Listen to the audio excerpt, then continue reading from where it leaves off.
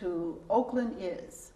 This show spotlights movers and shakers and image makers, people who make a difference every day in ordinary ways and in spectacular ways.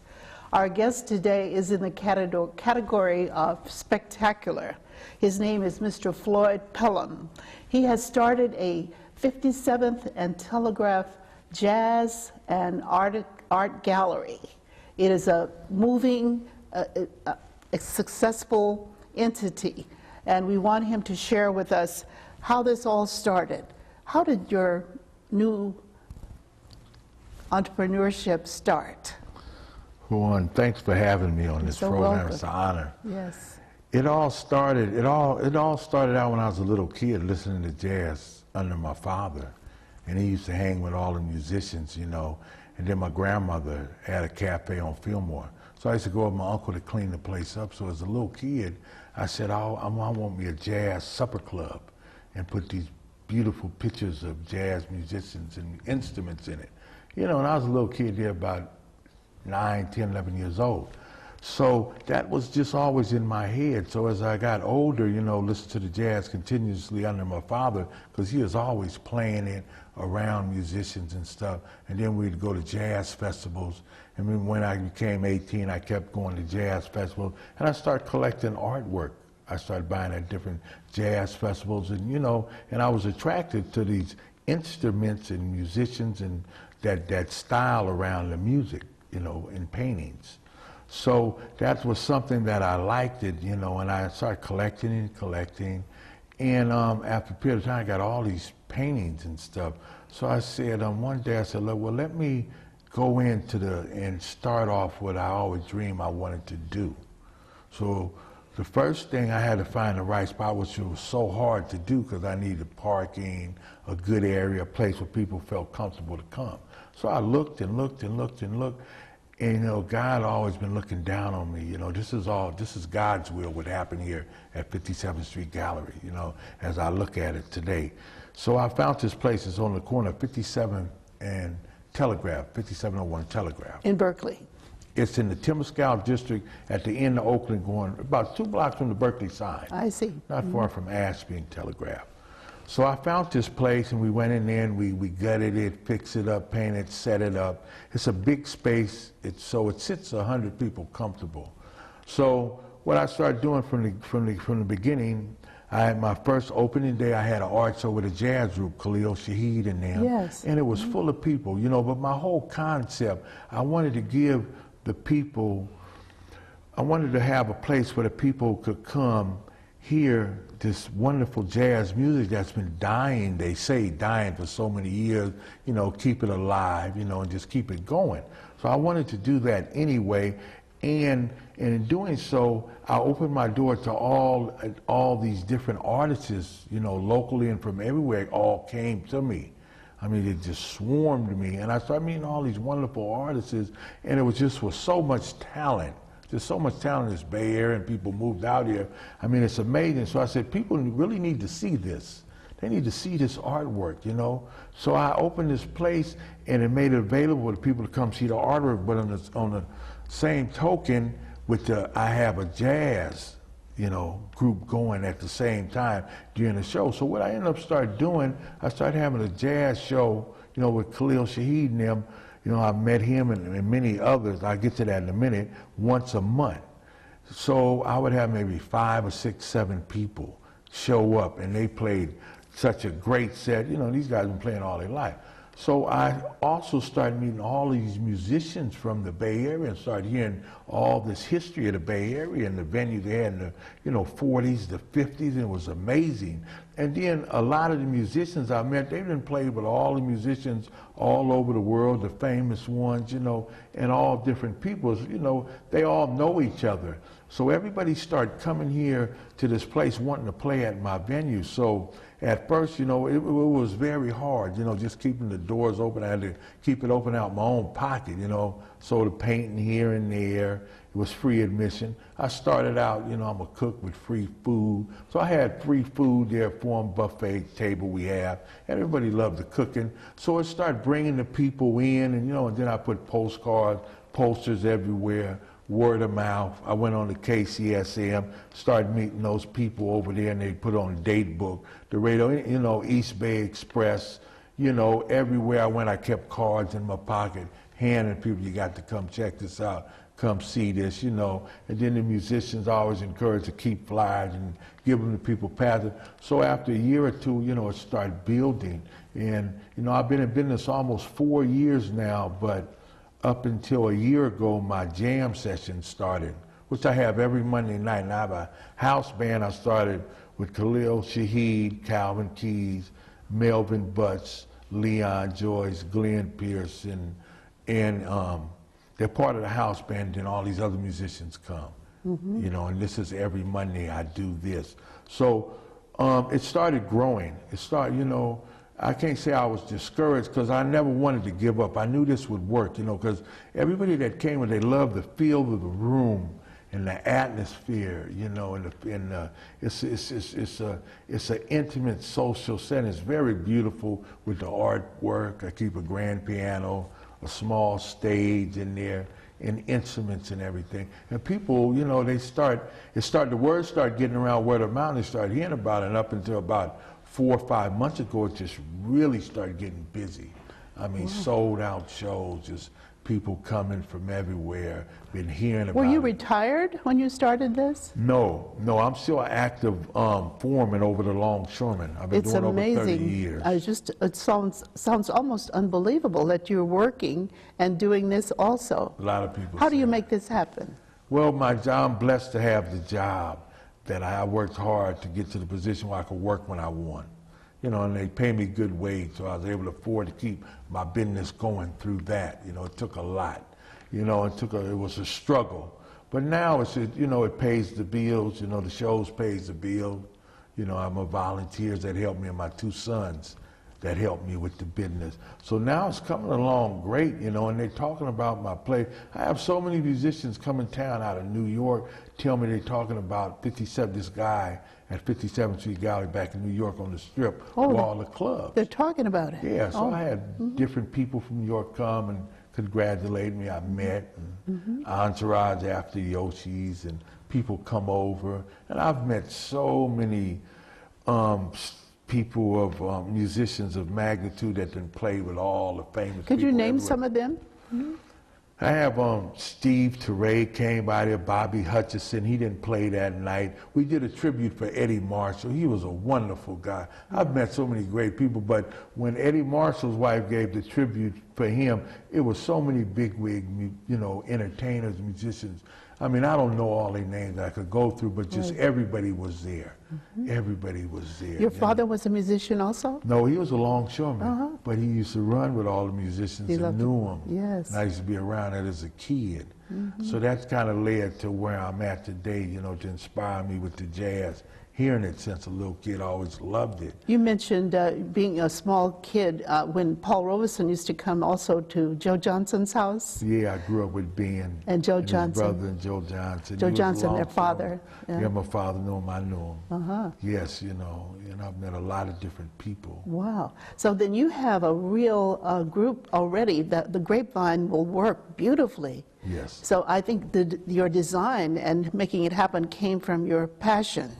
Yes. Yes. Isn't that amazing? I'm so proud of what I've done and how I've become, and the compliments that people give me, and how people like my place. I love that. And I noticed you have a calendar out for the month of March and also April. Yes. You put those out every 2 or 3 months? Yes, I keep them out. I started doing the calendars like that when I first started, you know, with the flyers. Yes. Yeah, but if you go to my website, www.57thstreetgallery.com, it's 57th Street Gallery.com spelled out. You go to the website and the calendar will take you in through the year. You know, but I'm booked up to about June already.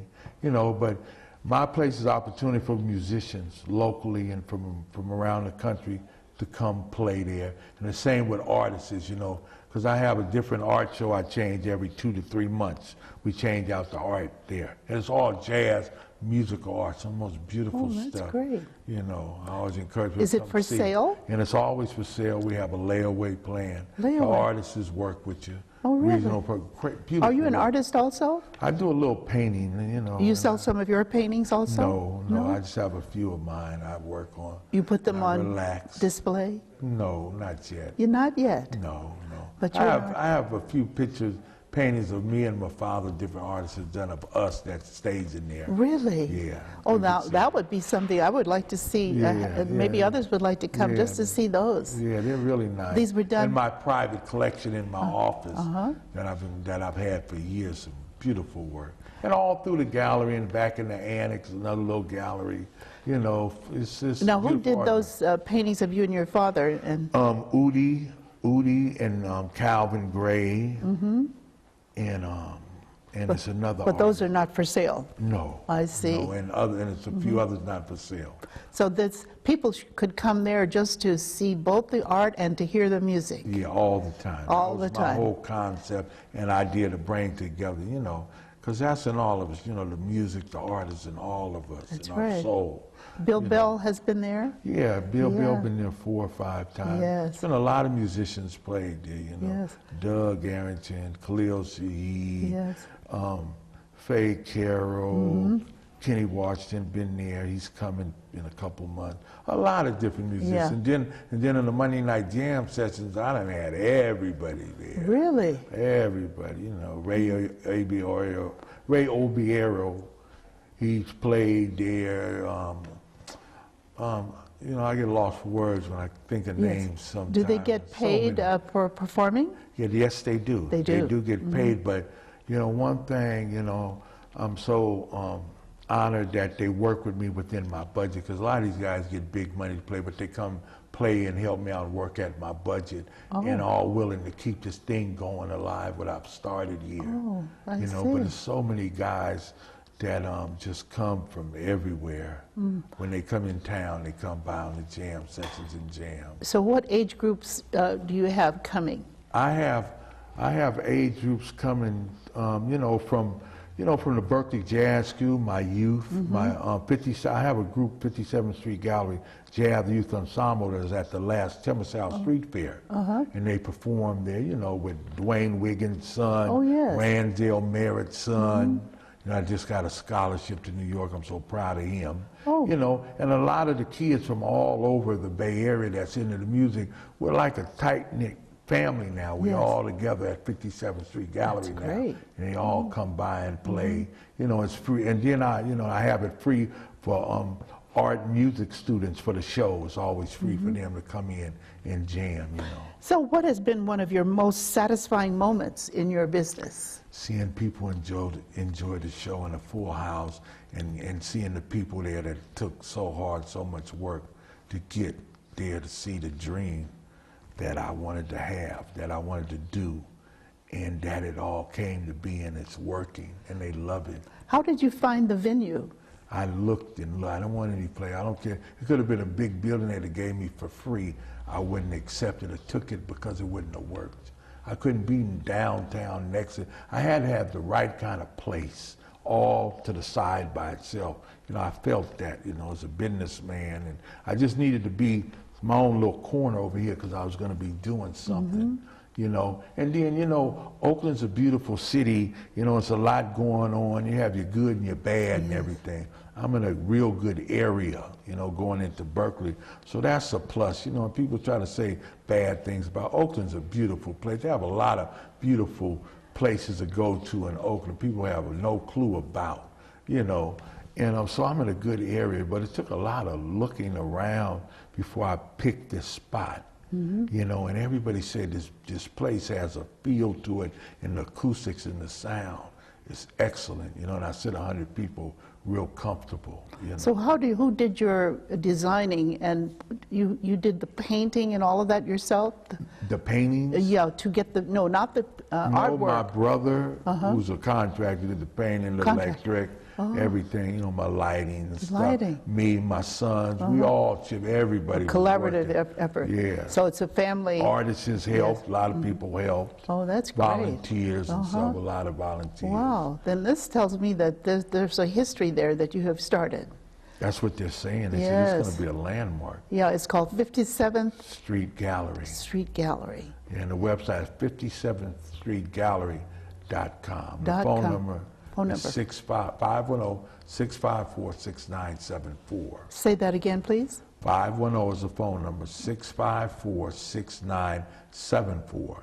And when is it open? What? It's open Saturdays. It's open Saturdays for business of the art gallery during the day, Saturdays through Sunday. It's Yes. closed Sunday and Monday. Oh. But my father-in-law runs the gallery through the week.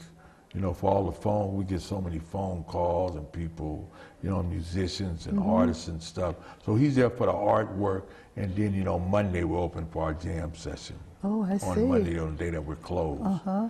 Yeah. And so let's see, Monday, and then what other We're days? closed Sundays and Mondays, but we have a Sunday show we do. But, you know, those are the regular hours, you know. And then how about Fridays and Saturdays? Friday and Saturdays are regular jazz shows.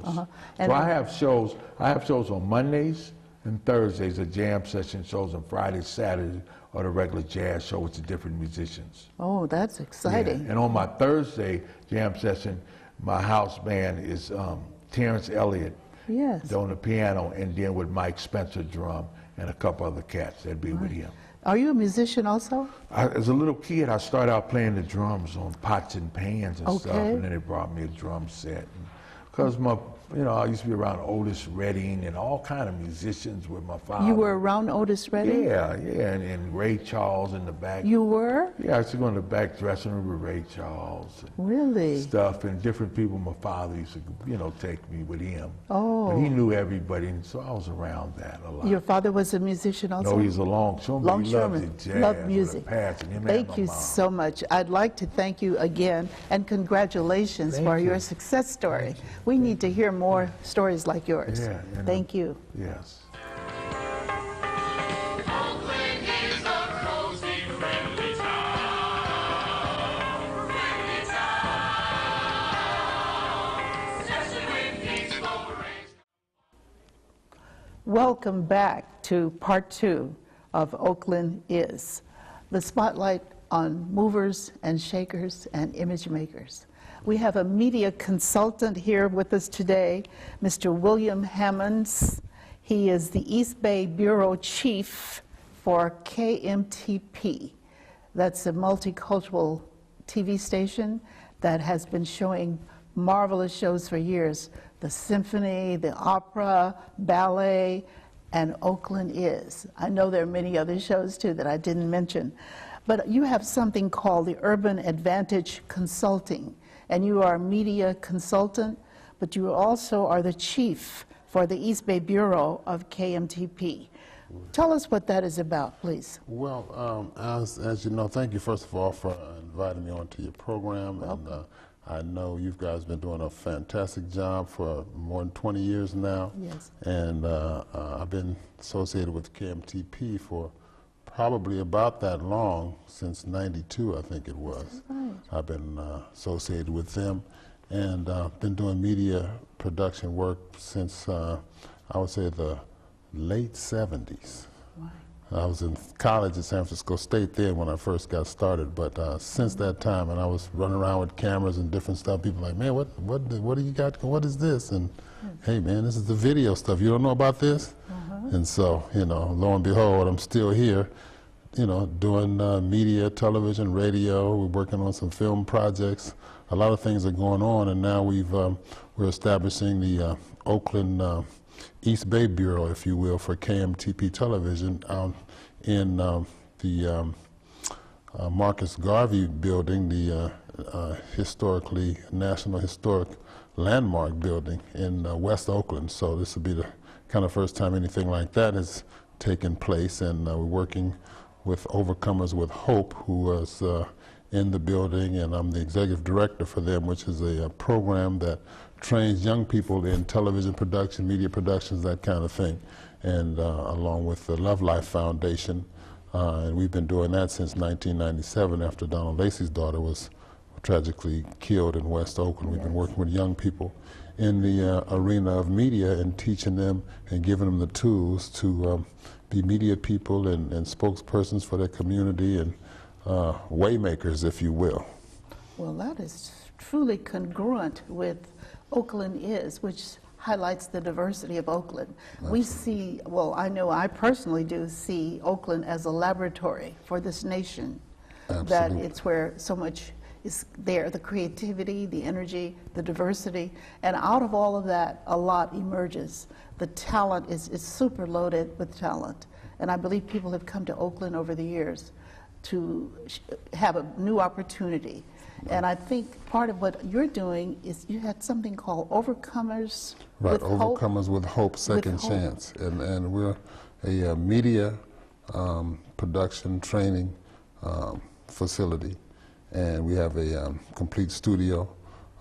We have green screen. We have, you know, several cameras, Grass Valley switchers, all those kinds of things that you'd have to go to college or someplace to really get access to that kind of stuff, particularly for underserved, at-risk young people that we've been working with over the years. It's an opportunity for them to learn and gain, you know, marketable skills that they can take out here and go really anywhere. And a lot of people trying to figure out jobs and this kinds of thing. The bottom line is when you have a skill, you can create your own job. That's true. You know. And you're in the Marcus Garvey headquarters. Marcus Garvey headquarters, so that was post 188 for the UNIA, the Universal Negro Improvement Association. And some folks who don't know about Marcus Garvey, he's the first African-American black nationalist, if you will, who promoted us returning to Africa and forming all kinds of organizations. His organization in particular, the Universal Negro Improvement Association, and it was a tremendous organization across this country, and Martin Luther King and everybody else followed in his footsteps, and he was the real intrepider, if you will. And the Marcus bookstores are named after him as well. He created the red, black, and green flag, in fact, for our nation, African-American black national flag, if you will. So he's a prominent historical figure that we don't know that much about. Yes. And these were in the 1800s. And he was a real overcomer with hope. Absolutely. So when you chose that venue, I think it's an ideal place Most because appropriate. to bring light and to that vision that he had. Absolutely. Because I think a lot of people don't know where it's located. So if people come there, does it have any kind of a label on it? Well, right now, outside the building, there's an inscription there talking about the historical significance. There's a placard on the outside of the building. It says Liberty Hall across the top. Okay. 1485 is the address, 1485 8th Street. And there's a red, black, and green UNIA flag on the outside of the building as well. But you wouldn't know there's a television studio inside of it. Just looking from the outside, you wouldn't have any And idea. are you near the Prescott Elementary School? We're close by Prescott, and it's just right around the corner from us, and we're just 1 block away from the West Oakland BART station. And are you near St. Patrick's Church? Yes, St. Patrick's Church. We're all right in that area. Right St. Patrick's is right across from Prescott, if I'm not mistaken. So all they were right. just right all in that area of West Oakland, which you know, has had a great history. Yes. Jazz history, and that 7th Street area. There's so much culture and history there that yes. we have to make people aware of, again, particularly these young folks who run around there claiming turf, lower bottoms and such. They need to understand the history and the significance of that area and have the appreciation and love for it as they claim to have by claiming these turfs, that they would want to see it improved and in a better condition so they can really be proud of saying, I'm from the lower bottoms or whatever you want to call it, but you're calling it that because there's significance in the pride and activities that's taking place in there that are, you know, beneficial and culturally significant for the community. So that's the kind of thing that we're trying to develop down there. So you're training young people to use the equipment that you have presently? Absolutely, and we're in between our program right now. We're obviously looking for additional funding.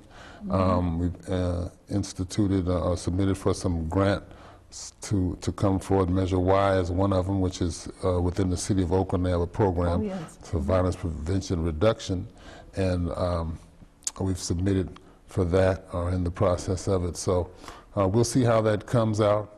But you know, we have a successful program that has the answers to a lot of the problems that we face in our community in terms of giving folks direction, using the media, to point folks in the right direction and giving them the information that's going to be beneficial for them to become, productive citizens. So, in fact, the media is one of the most powerful things that you could have for the youth. well, the most. That's right. So with our society oriented toward technology, so how could young people get in touch with you?